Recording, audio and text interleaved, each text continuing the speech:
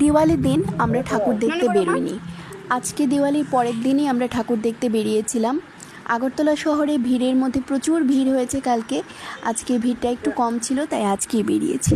বড় বড় ঠাকুর মণ্ডপগুলোর সামনে নেমেছিলাম, আর অনেক ছোটোখাটো মণ্ডপ আমরা বাইক থেকে দাঁড়িয়ে দেখে নিয়েছিলাম, দর্শন করে নিয়েছিলাম।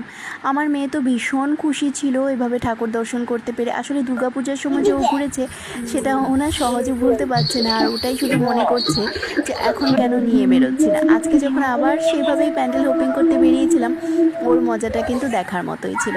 তো তোমাদেরকেও নিয়ে চলে এসেছি আমার সাথে, তোমরাও কিন্তু অনেকগুলো ঠাকুর দর্শন করে নিলে।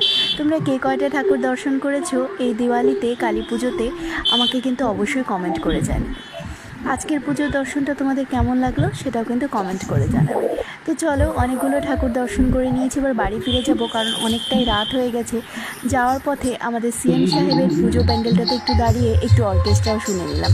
কেমন লাগলো জানিও। Bye bye.